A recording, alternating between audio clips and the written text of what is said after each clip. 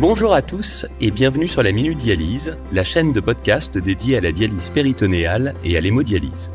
Aujourd'hui, pour nous parler de la membrane péritonéale, nous avons le plaisir d'accueillir Johan Morel, néphrologue, professeur de néphrologie et clinicien-chercheur à l'UC Louvain à Bruxelles.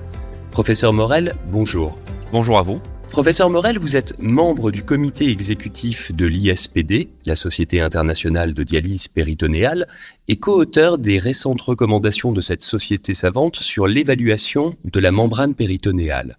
Pouvez-vous en quelques mots nous rappeler comment fonctionne la dialyse péritonéale et comment se fait l'élimination de l'eau dans le cadre de cette technique ? Alors la dialyse péritonéale ou DP est un traitement de suppléance rénale qui utilise le péritoine afin d'éliminer les toxines et l'eau qui s'accumule dans l'organisme des individus en insuffisance rénale. En tant que technique de dialyse, la DP offre plusieurs avantages. Elle permet une plus grande flexibilité et plus d'autonomie. Elle est associée à une meilleure préservation de la fonction rénale résiduelle. Enfin, elle est très bien tolérée au niveau hémodynamique grâce à une élimination continue et relativement douce des toxines et de l'eau. Pour ces raisons, la DP est la modalité de dialyse à domicile la plus utilisée dans le monde. Le principe de base de la DP consiste à instiller dans la cavité péritonéale plusieurs fois par jour une solution de dialyse à l'aide d'un cathéter en silicone. Chaque échange consiste en 3 phases. On a tout d'abord l'instillation, la stase et enfin le drainage. Durant la stase, la solution de dialyse génère un gradient chimique et un gradient osmotique qui sont responsables d'une diffusion des toxines et d'un mouvement d'eau respectivement au travers du péritoine. Le mouvement d'eau, aussi appelé ultrafiltration, est permis grâce à l'utilisation d'agents osmotiques tels le glucose et les polymères du glucose. Le glucose est l'agent osmotique le plus fréquemment utilisé en dialyse péritonéale. Il est disponible en différentes concentrations afin de générer plus ou moins d'ultrafiltration. Grâce à leur plus grande taille, les polymères du glucose, aussi appelés agents colloïdes, sont absorbés plus lentement, ce qui fait qu'ils sont très utiles pour maintenir une ultrafiltration pendant les stases longues. Plusieurs études ont montré que les agents colloïdes, comparativement au glucose, augmentent l'ultrafiltration et améliorent la balance hydrosodée, sans pour autant compromettre la fonction rénale résiduelle. Malgré ces nombreux avantages, la dialyse péritonéale a aussi certains points qui méritent une attention particulière.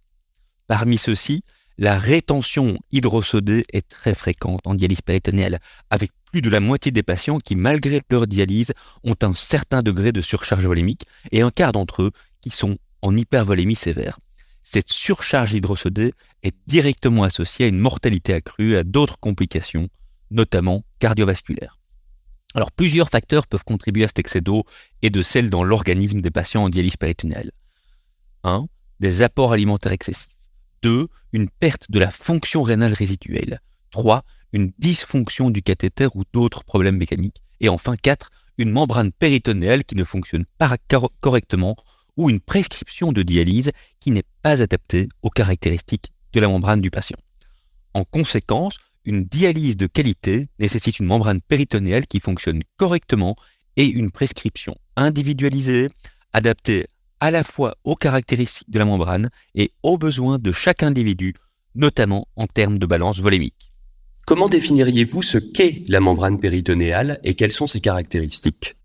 Alors le péritoine ou membrane péritonéale est un tissu qui tapisse l'abdomen et ses organes et dont la surface totale correspond approximativement à celle de notre peau. On distingue le péritoine viscéral qui recouvre les organes intra-abdominaux et le péritoine pariétal qui tapisse le diaphragme et les parois de l'abdomen. Si l'on regarde au microscope, on observe que le péritoine est composé d'une fine couche de cellules mésothéliales. Ensuite d'un interstitium qui schématiquement sert de support à la membrane. Et enfin, d'un réseau dense de petits vaisseaux. Ces petits vaisseaux sont importants car c'est à ce niveau que se déroulent les échanges responsables de l'élimination d'eau et de toxines depuis le sang du patient vers le dialysat.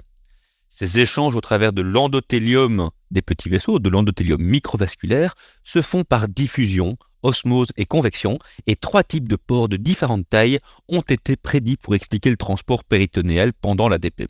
D'après le modèle dit des 3 pores, il existe d'assez rares pores de large taille qui assurent le transport des grosses molécules et entraînent la perte de protéines dans le dialysat, Deuxièmement, il existe de très abondants petits pores au travers desquels diffusent les solutés comme la créatinine, l'urée et le sodium et qui permettent également le transport d'eau couplé aux solutés. Ces petits pores sont également responsables de l'absorption du glucose présent dans les solutions de dialyse. Enfin, les pores ultra-fins, qui seront plus tard identifiés comme les canaux à eau ou les aquaporines, sont présents dans la membrane des cellules endothéliales des vaisseaux du péritoine. Ces pores ultra-fins ou aquaporines permettent le transport d'eau libre, c'est-à-dire le transport d'eau sans soluté, en réponse au gradient osmotique induit par le glucose. Le transport d'eau libre par les pores ultra-fins explique le tamisage du sodium, qui est la diminution rapide de la concentration de sodium dans le dialysat, observée au cours de la première heure d'un échange avec du glucosé hypertonique. Le tamisage du sodium résulte de la dilution du sodium du dialysat par l'eau libre qui passe via les aquaporines et de manière plus large au travers de la membrane péritonéale. Comment, pourquoi et quand évaluer la fonction péritonéale en pratique clinique ? Sur base de ce qui a été dit, la fonction péritonéale peut être caractérisée par 3 paramètres. Tout d'abord, la vitesse de diffusion des solutés. Ensuite, le transport d'eau total, aussi appelé ultrafiltration. Et enfin, le tamisage du sodium, qui reflète le transport d'eau libre au travers des aquaporines et de la membrane péritonéale. Le test d'équilibration péritonéale, ou PET selon l'acronyme anglophone, a été mis au point pour évaluer ces caractéristiques. Le PET consiste en un échange standardisé d'une durée de 4 heures et est réalisé avec 2 litres d'une solution à base de glucose, 2,27% ou 3,86%. Au cours du PET, la vitesse de diffusion des petits solutés est estimée à partir du rapport des concentrations en créatinine dans le dialysat et le plasma à la fin de l'échange, qu'on appelle également D sur P créatinine à 4 heures. Plus ce rapport D sur P de la créatinine est élevé, plus la diffusion au travers du péritoine se fait rapidement. Avec du glucosé hypertonique, il est également possible de quantifier de manière précise l'ultrafiltration et le tamisage du sodium. L'ultrafiltration nette, c'est la différence entre le volume drainé à la fin de l'échange et le volume instillé. C'est donc la quantité d'eau totale qui est éliminée au travers du péritoine grâce à la dialyse. Le tamisage du sodium peut être estimé comme la différence entre la concentration en sodium dans le dialysat frais, typiquement aux alentours de 132 millimoles par litre, et celle après 1 heure d'échange. Par exemple, si la concentration en sodium dans le dialysat est de 124 millimoles après 1 heure d'échange, le dip sodium est de 132 moins 124, soit 8 millimoles par litre. Évaluer ces différents paramètres, rapport D sur P créatinine, ultrafiltration nette et dip sodium par le PET est très intéressant car il existe une énorme variabilité, tout d'abord entre les patients à l'entame de la dialyse péritonéale, mais aussi chez un même patient au cours du temps en dialyse. Quelques chiffres pour illustrer cette variabilité. On sait qu'à l'entame de la DP, le D sur P créatinine varie entre 0,3 et l'unité. L'ultrafiltration nette entre 0 et 1500 ml après 4 heures de stase avec du glucosé hypertonique. Et le dip sodium varie entre -3 et +20 millimoles par litre. Cette variabilité du transport péritonéal a un impact pronostique majeur et influence la prescription de la dialyse. Connaître les caractéristiques de la membrane d'un patient permet, comme nous le discuterons dans quelques instants, d'individualiser le traitement pour en améliorer l'efficacité et par conséquent son devenir et sa qualité de vie. La procédure pour le PET et son interprétation sont détaillées dans les récentes recommandations émises en 2021 par la Société internationale de dialyse péritonéale, qui sont en accès libre dans le journal Peritoneal Dialysis International en anglais et dans le bulletin de la dialyse à domicile en français. Retenons que le PET doit être réalisé 6 à 12 semaines après le début de la dialyse et par la suite chez les patients qui développent une rétention hydrosodée et ou chez qui une diminution de l'ultrafiltration est observée. Alors, en pratique, comment adapter la prescription sur la base de ces tests ? Il existe 3 situations principales au cours desquelles la membrane péritonéale peut générer une ultrafiltration insuffisante et augmenter le risque de surcharge volémique. 1. Une diffusion trop rapide des solutés. 2. Une membrane trop peu perméable à l'eau dès l'entame de la dialyse. Et 3. Une perte de fonction de la membrane péritonéale au cours du temps en dialyse. Passons en revue ces 3 grandes situations qu'il faut pouvoir reconnaître en pratique clinique. Tout d'abord, la diffusion rapide des solutés est caractérisée par un rapport D sur P de la créatinine à 4 heures supérieur à la moyenne, donc au-dessus de 0,65, 0,70 environ. De larges études, totalisant plus de 18 000 patients dans le monde, ont bien établi que plus le D sur P de la créatinine est élevé à l'entame de l'ADP, plus le risque de décès, d'hospitalisation et d'échec technique est grand. En effet, plus ce rapport D sur P créatinine est élevé et se rapproche de l'unité, plus la diffusion au travers de la membrane est rapide et plus le glucose dans le dialysat est absorbé rapidement. Cette absorption accélérée du glucose au travers du péritoine cause une dissipation prématurée du gradient osmotique avec par conséquent une moindre ultrafiltration et un risque de surcharge volémique.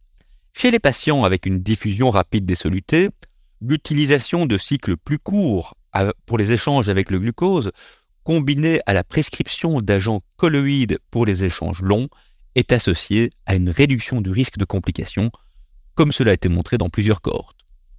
Deuxièmement, certains patients ont une membrane qui est faiblement perméable à l'eau. Ces patients ont une faible ultrafiltration nette et un faible tamisage du sodium dès le début de la dialyse, indépendamment du transfert des solutés. Les mécanismes qui contribuent à la variabilité de la perméabilité à l'eau du péritoine sont mal définis et probablement multifactoriels. Des données récentes ont montré que des facteurs génétiques expliquent au moins en partie les différences de perméabilité à l'eau observées chez les patients. En particulier, un variant fréquent dans le gène AQP1, qui code pour les aquaporines, ces fameux canaux à eau, influence le transport d'eau en dialyse péritonéale et est associé à une moindre ultrafiltration et à un risque accru de décès en dialyse. Chez les patients porteurs de ce variant, les polymères du glucose, qui génèrent un transport d'eau indépendant des aquaporines, donc exclusivement au travers des petits pores, pourraient théoriquement améliorer l'ultrafiltration et la balance volémique, et ceci méritera d'être investigué dans le futur. Enfin, troisième situation, le péritoine est un tissu vivant et son exposition prolongée à l'ADP peut entraîner une inflammation, une prolifération vasculaire et une fibrose. Et chez certains patients en DP au très long cours, on observe une accélération de la diffusion des solutés et une perte progressive d'ultrafiltration. La péritonite sclérosante encapsulante est une complication très rare de la dialyse péritonéale au long cours, avec une fibrose excessive du péritoine qui finit par encapsuler les anses intestinales et causer des épisodes d'occlusion. Plusieurs études d'observation ont rapporté que les patients qui vont développer cette complication rare ont fréquemment une perte progressive d'ultrafiltration et une diminution du tamisage du sodium, bien avant le développement de cette complication. Le suivi de la fonction péritonéale au cours du temps pourrait potentiellement aider à identifier les patients à risque de péritonite sclérosante encapsulante et peut-être aider à déterminer le moment adéquat de la transition en hémodialyse, en concertation bien évidemment avec le patient, son entourage et l'équipe soignante. Puisque le remodelage et la fibrose du péritoine sont largement irréversibles, préserver l'intégrité de la membrane péritonéale est essentiel et repose actuellement sur la réduction de l'exposition au glucose du dialysat et sur la prévention et le traitement adéquat des épisodes de péritonite. Des études sont actuellement en cours pour mieux comprendre les mécanismes des altérations du péritoine et développer des stratégies innovantes pour protéger la membrane péritonéale. Quelques mots de conclusion ? La membrane péritonéale est un élément clé pour une dialyse péritonéale de qualité et des travaux de recherche ont contribué à une meilleure compréhension du fonctionnement du péritoine comme membrane de dialyse. Les tests d'équilibration péritonéale, ou PET, et peut-être dans un futur proche certains tests génétiques, permettent d'individualiser la prescription et le suivi pour optimiser le devenir, ouvrant ainsi une perspective de médecine de précision en dialyse péritonéale. Un grand merci, professeur Morel, de nous avoir éclairé sur ce sujet de la membrane péritonéale. Quant à vous, chers auditeurs, nous vous remercions de votre fidélité et vous donnons rendez-vous pour un prochain numéro de la Minute Dialyse. À très bientôt.